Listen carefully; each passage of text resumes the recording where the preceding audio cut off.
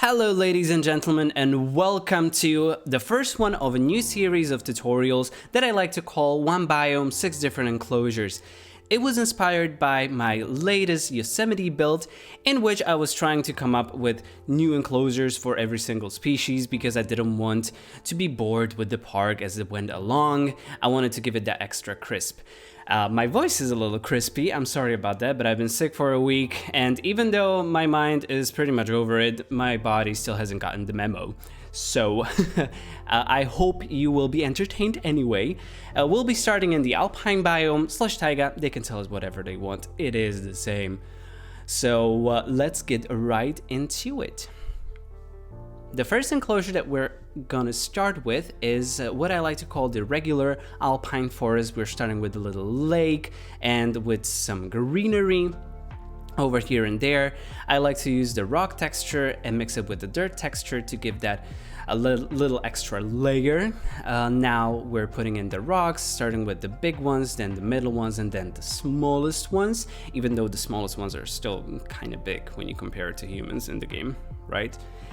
And putting in a little more forest, putting in some more shrubs. I kept forgetting that we still had the shrubs, but I was so excited about the individually placeable trees that we finally had them and that we could place them right next to the edge of the enclosure, right by the fence. It creates this whole other atmosphere of the enclosure being enclosed within a forest, that the forest continues behind the border of the enclosure, even though we as guests cannot see it. It gives that little extra realism kind of feeling. We're putting the Stegosaurus in, and we're already starting the second one that I like to call the Winter Wonderland. I love how the snow texture blends in with the water. It's just the best blue ever. And this is the moment that I realized that I didn't put any elevation in the first enclosure, so I'm doing that now. This is the Stegosaurus. I will write down all the skin combinations in the video description. Placing in rocks. This one I wanted the snow to do the talking, and I didn't put that much forest in it. But I still put some of it there, and of course some of the placeable trees, because we need to use those placeable trees now that we finally have them.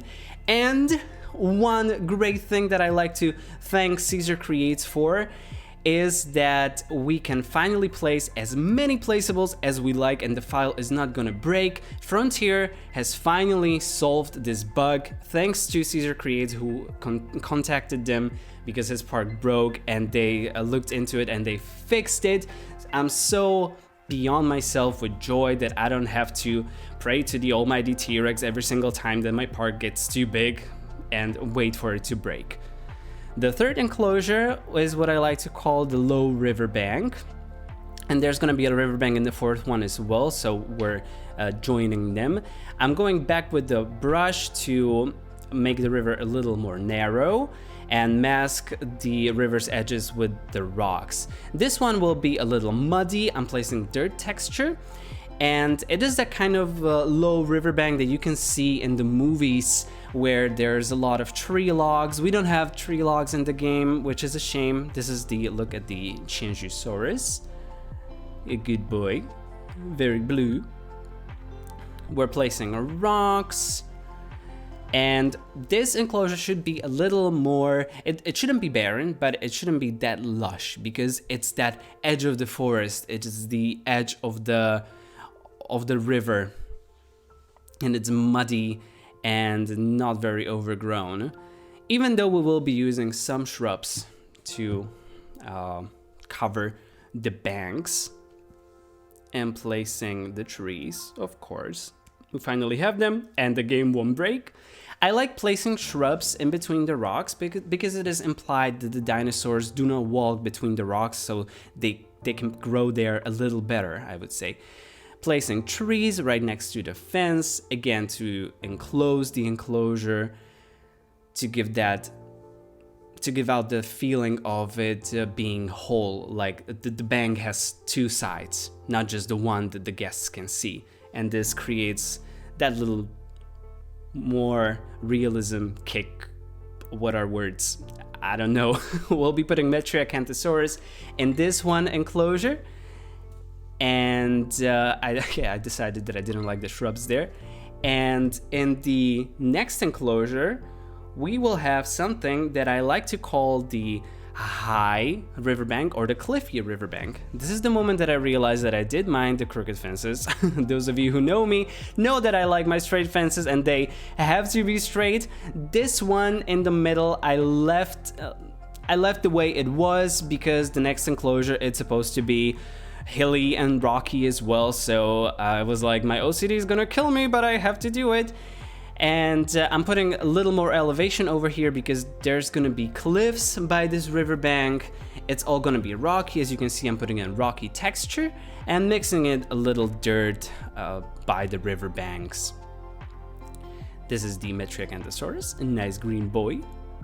And now we're putting some rocks in this enclosure as well. As I like to say, the rocks are the pillars of a good enclosure. Always start with the biggest ones, then the smaller ones, then the tiny ones, and put them in clumps so that it looks like the chunks of the bigger ones fell off and they are just like lying nearby. I'm putting in the trees with a tree brush. I decided that I did not want those two.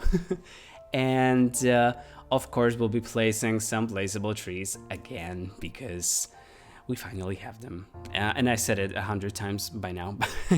I'm just so excited because you can really create a lush forest now.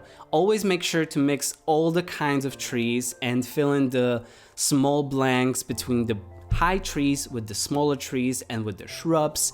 Put in the shrubs between the rocks now that we finally can to make it feel more realistic. Put trees right by the edge of the fence.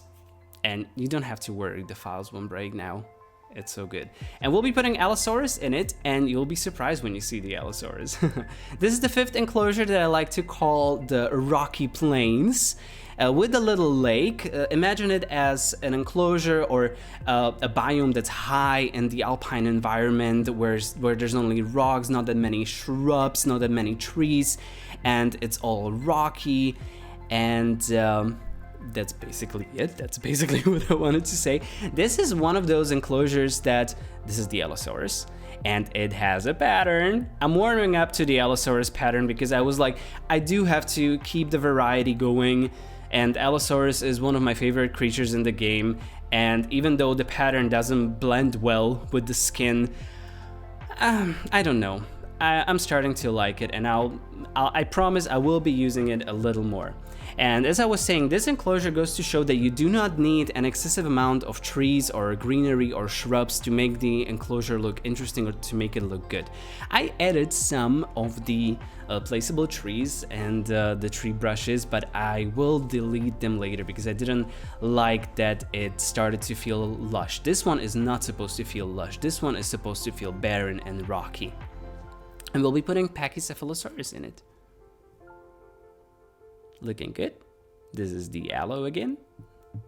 I forgot to put in the feeder.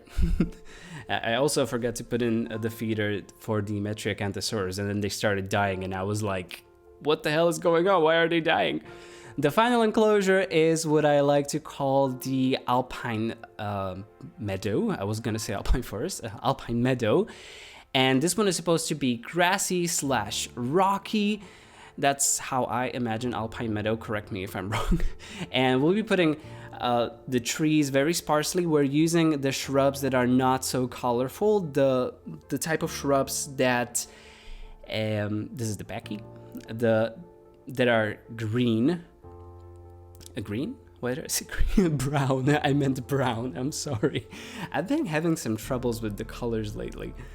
And of course, placing in rocks, placing some more trees, because why not? And then I decided I wanted it to be a little more rocky, and so I added some more rock texture and some more shrubs to fill in the blanks within the rock textures as well. And also some of the small shrubs as well, the placeable shrubs.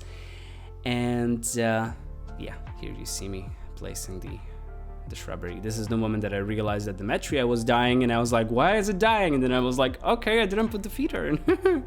They have nothing to eat.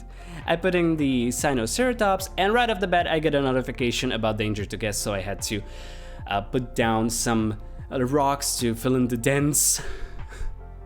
And this is also my favorite Sinoceratops skin, and I will list it in the video description.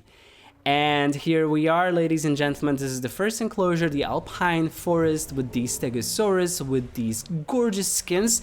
One thing I forgot to mention, in this build we are only using the biome specific brushes. This is the Winter Wonderland biome specific brushes, as opposed to the other brushes that we have access to in other environments as well. I didn't want to cheat, as you know, like, I don't want to say cheat, but I only wanted to use what we have in this one. This is the low riverbank with the Metriacanthosaurus. Here he is, a green pattern boy, drinking from the river that is not flowing, but we have to do with what we have. This is the Allosaurus enclosure, the high lower bank, or the cliffy riverbank, or the cliffy. I'm trying to speak, it's too fast. The cliffy riverbank with the patterned Allosaurus, and I'm starting to love it. I love the color above the eye.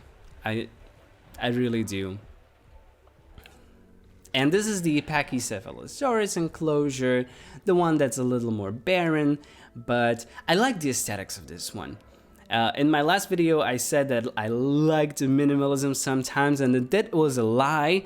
And even though I usually don't like minimalism, in enclosures like these, it is nice, and it creates this feeling of not being the same. Because one thing that sometimes happens with these kind of environments is that the parks start looking all the same. All the enclosures start looking the same, and I don't like that. And this is the last one, the Alpine Forest.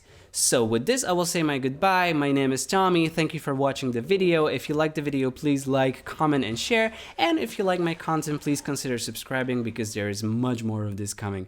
Thank you, and have a great day. Bye-bye.